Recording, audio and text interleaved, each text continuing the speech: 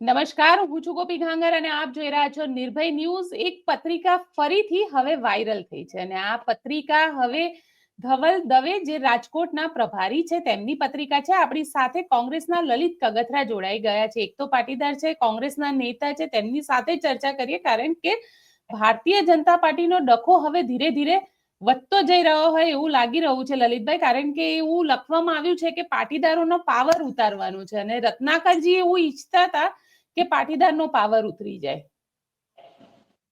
જો ગોપી, આ ભારતીય જનતા પાર્ટીના વિચારો બહુ જૂના છે અને હું તમને કહું છું કે ભારતીય જનતા પાર્ટીની અત્યારે જે નેતાગીરીનો સમૂહ છે ને એ નમાલીઓ છે।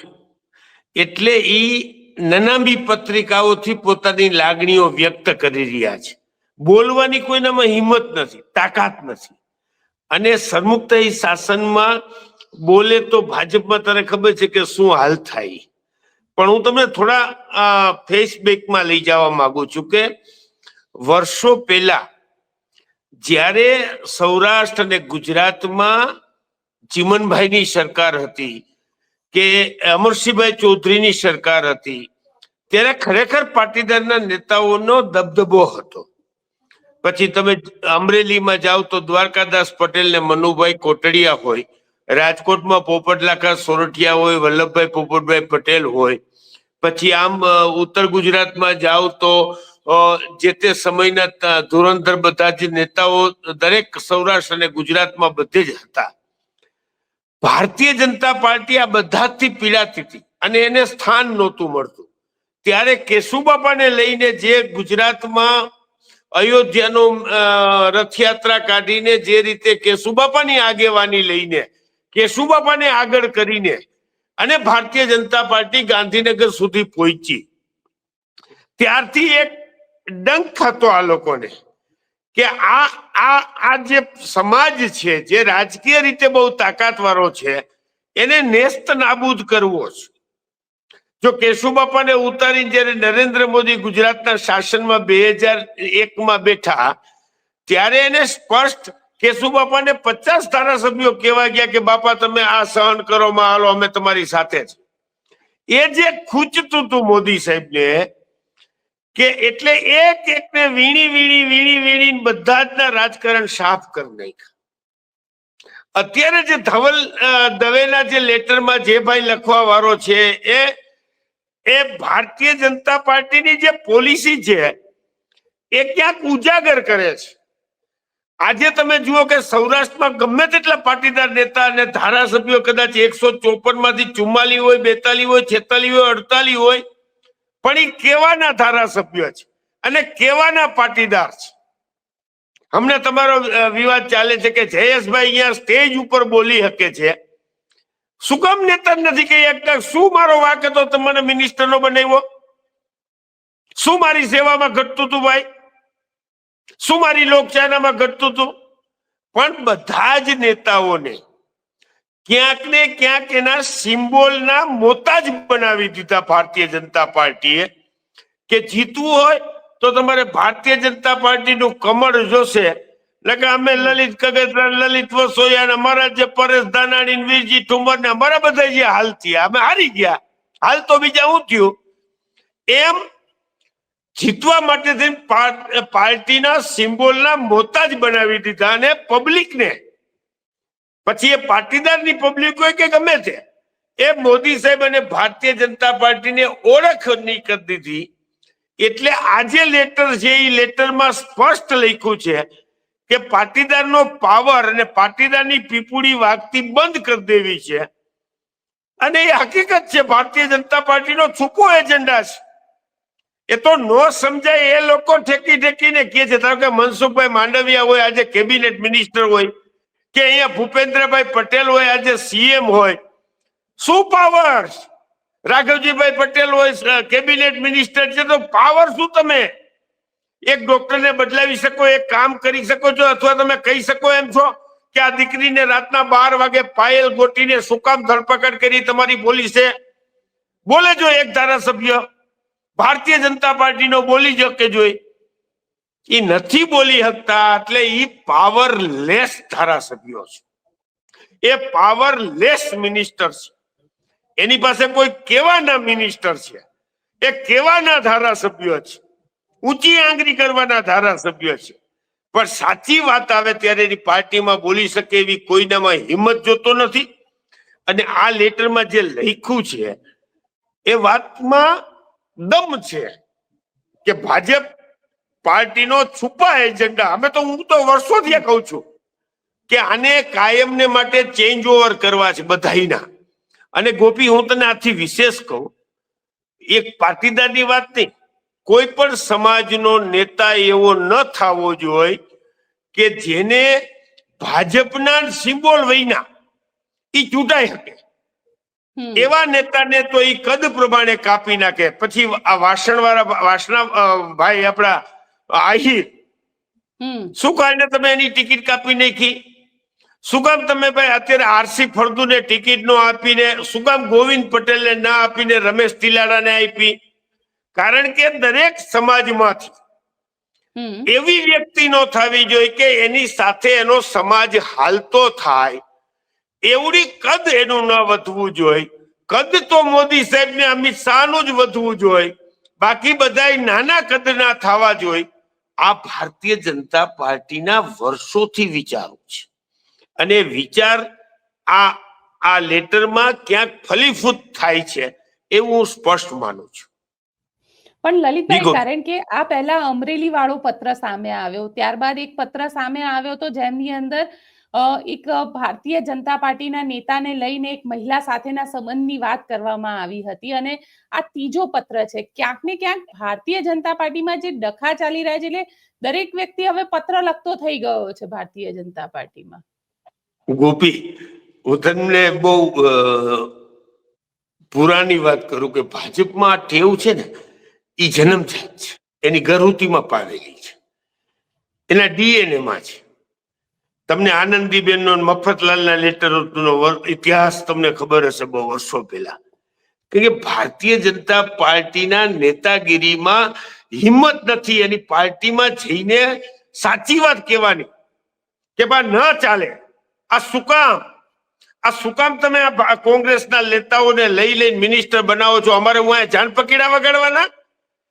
એ કહેવાની હિંમત નથી એના નેતાઓમાં, અને ઈ પાર્ટીના મોતાજી બની ગયા છે. એટલે આ લેટર દ્વારા એ લોકો લાગણી વ્યક્તિઓ કરે છે. વર્ષોથી હું તો ભારતીય જનતા પાર્ટીને 1995 થી નનામી લેટરો લખવાના એના ડીએનએમાં છે. ખરેખર નેતાગીરીમાં હિંમત હોય તો એને સામે હાલી. કોંગ્રેસમાં છૂટ છે સાહેબ. મને શક્તિભાઈ મારા પ્રમુખ છે આજે, મને પણ મારી પાર્ટીમાં શક્તિભાઈની વાત ન ગમતી હોય તો મારે અહીંયા શક્તિભાઈ પાસે જઈને ખુલ્લું કહેવાની છૂટ છે, અને એનાથી મારા કઈ ટકા ઘટી નથી જતા. કે શક્તિભાઈ મને એનાથી કે લલિત મારો વિરોધી છે એવું નથી ગણી લેતી. આ કોંગ્રેસની મજા છે. અને ભારતીય જનતા પાર્ટીમાં તમે સાચી વાત કરો તો એના કાર્યકરને દુશ્મન ગણી લે છે. એટલે આ નનામી લેટરો લખે છે. ઓલું તમને તો ખબર છે કે ઓલું કેવડું મોટું ઓલું સીડીયુ બધાની ઘરે ઘરે પેન ડ્રાઈવ પહોંચાડી હતી. આ ભારતીય જનતા પાર્ટીના કાર્યકરો CR પાટીલની વિરુદ્ધમાં એ આખી પેન ડ્રાઈવ ની વાત હતી. હા, એ પેન ડ્રાઈવ ની વાત હતી. કેમ છુપાઈ ગઈ? કેમ પેન ડ્રાઈવ બહાર પાડવી પડે બાપા? કયો ને CR પાટીલ તમારી આરતી તમને પસંદ નથી ભાઈ, ઈ કહેવાની હિંમત નથી. એટલે આ લોકો છુપા આવા લેટર કાંડ અને નનામી પત્રો, કોક પાસે પત્ર લખાવી પછી પાયલ જેવી દીકરીને હેરાન કરવાના, આ ભારતીય જનતા પાર્ટીના ડીએનએમાં છે. એટલે બહુ આશ્ચર્યચકિત થવાની જરૂર એટલા માટે હું નથી માનતો. અને જે પાટીદારની વાત કરી છે, હું તો એમ કહું છું કે સૌરાષ્ટ્રમાં, ગુજરાતમાં નહીં માત્ર પાટીદાર સમાજ, ક્ષત્રિય સમાજનું રાજકારણ ભાજપે પૂરું કરી નાખ્યું છે.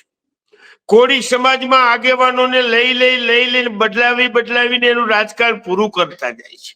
આહિર સમાજમાં એના સમાજના જવાહરભાઈ ચાવડાને લઈને એનું રાજકારણ પૂરું કરી નાખ્યું. વાસણભાઈને લઈને એનું રાજકારણ પૂરું કરી નાખ્યું. તમે જુઓ, ભારતીય જનતા પાર્ટીની પોલિસી છે કે અમને બેને ઓળખો અને અમારા કમળને ઓળખો, બાકી જવાહરભાઈ ન ઓળખો, તમારા સમાજને ન ઓળખો, અમે જે લઈ આવી એને ઓળખો ને એને તમે મત દો. આ ગણિત છે આખું, અને ગણિતના આધારે ભારતીય જનતા પાર્ટી અત્યારે શાસન કરી રહી છે.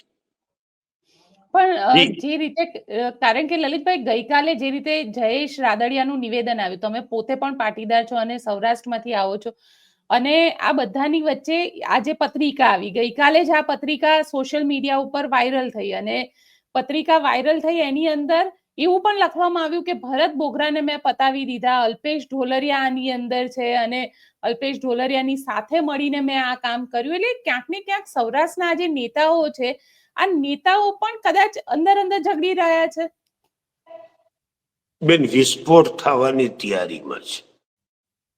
આ સ્પ્રિંગ દબાવાથી એટલી બધી દબાવાઈ ગઈ છે, હવે ગમે ત્યારે સ્પ્રિંગ છટકવાની છે, ગમે ત્યારે વિસ્ફોટ થવાનો છે. લોકોને થોડોક આસ જોઈ છે. પબ્લિક અને એના કાર્યકરો થાકી ગયા છે આ પાથરના પાથરીને ખુરશીઓ સાફ કરીને. પણ જે ભારતીય જનતા પાર્ટી એક વાત કરતી હતી કે ડિફરન્સ ઓફ પાર્ટી, આઈડેન્ટિટી વાળી પાર્ટી, કેડરબદ્ધ પાર્ટી, આ બધી આઈડેન્ટિટી છે ને એ પૂરી થઈ ગઈ. જે કોંગ્રેસનો વધલ ઘટલ તમામ માલ લઈ ભારતીય જનતા પાર્ટીમાં ભૈરો કર્યો છે. એટલે અમારામાં હક નહોતા કરતા કાકા, તમારામાં કેમ થોડા કરવાના છે? તો એ અપેક્ષા તમે કેડરબદ્ધ કેવી રીતે રાખી શકો? ક્યાં અહીંયા શિસ્ત આવી ગઈ ને ક્યાં અહીંયા સિદ્ધાંતો આવી ગયા? એટલે ભારતીય, જો હું કોઈ વ્યક્તિગત ભરતભાઈની વાતમાં, અલ્પેશભાઈની વાતમાં કે જયેશભાઈની વાતમાં હું પડવા જ માંગતો નથી. એ જે એનું ભાજપનું રાજકારણ એને હોય એને મુબારક. પણ જે સમાજની નેતાગીરીઓને ખતમ કરવા ભારતીય જનતા પાર્ટી નીકળી છે. આજે કોઈ પણ વ્યક્તિને આ મારો છે એવું તો ગમે તેને થાય, મારા ગામમાં મારા માણસોને થાય કે આપણો છે, આપણા સમાજનો છે, આપણા વર્ગનો છે, તો મારા પણ ખતમ થઈ જાય. એ લાઈનમાં ભારતીય જનતા પાર્ટી 100% વિચારી રહી છે. અને જે લેટરમાં લખ્યું છે એ કે ગુજરાતમાંથી પાટીદાર પાવર પૂરો કરી દેવો છે. પાટીદારના ગમે તે નેતાઓને પકડીને જેલમાં ઘાલી દઈએ, વગર વાકે ઘાલી દઈએ. પછી પોપ્યુલર બિલ્ડર વાળા હોય કે ઓરેવા વાળા હોય કે સુરત વાળા ગજેરા બંધુઓ હોય, ગમે તેની ગમે તે ધરપકડ થઈ જાય તો પણ એના સમાજમાંથી કોઈ ચૂં કે ચા ન કરી શકે એવી પરિસ્થિતિ તો આજે લાવી જ દીધી છે. આજે બેન પાયલની રાતના 12 વાગે ધરપકડ થઈ જાય તો એક પણ ભારતીય જનતા પાર્ટીનો પાટીદારનો કહેવાતો નેતા બહાર નીકળીને કહી શકે એવી તાકાતમાં કોઈનામાં રહેવા નથી દીધી. એ વાસ્તવિકતા છે. એટલે એના એજન્ડા પ્રમાણે ભાજપ હાલી જાય છે. આ એજન્ડો છુપો ગયો કે સમજણ હોય એને પહેલેથી સમજાતો આવે છે કે આ ભાજપનો એજન્ડા છે ને છે કે પાટીદાર પ્લસ બીજા પાવર. ક્ષત્રિય સમાજમાં આજે 12, 15, 17 ધારાસભ્યો હતા, મેં જોયા છે. 4 સંસદ સભ્યો મેં ક્ષત્રિય સમાજમાંથી જોયા છે. પછી ભાવનગરમાંથી હોય કે અહીંયા જામનગરમાંથી હોય કે સુરેન્દ્રનગરના હોય, વાંકાનેરના હોય, આ બધા સંસદ સભ્યો ક્ષત્રિય સમાજમાંથી થતા. ભારતીય જનતા પાર્ટીએ ધીમે ધીમે અમારા મનોજજી દાદાને એ નાણામંત્રી હતા, પણ ભાજપે આવી જેમ ક્ષત્રિય સમાજનું રાજકારણ, પાટીદાર સમાજનું રાજકારણ, આહિર સમાજનું રાજકારણ, એ સામાજિક જે રાજકારણ છે, સામાજિક જે પાવર છે એ પૂરો કરી નાખ્યો છે. એ હકીકત છે. તમે કહી રહ્યા છો સામાજિક પાવર પૂરો કરી દીધો છે, પરંતુ જે રીતે આ આખી ઘટના સામે આવી અને આ પત્ર બહાર આવ્યો, એ પત્રની અંદર એક ભ્રષ્ટાચારના પણ સંગીન આરોપ લાગ્યા છે. અને એવું કહેવાય રહ્યું છે કે હર્ષ સંઘવી જૂના મિત્ર છે અને પીઆઈ પીએસઆઈ ની બદલી કરાવવાના નામે અને કોન્ટ્રાક્ટના નામે મંજૂર એટલે પૈસા લેવામાં આવે છે, ભ્રષ્ટાચાર કરવામાં આવે છે. ગોપી, આગળ નવી વાત છે.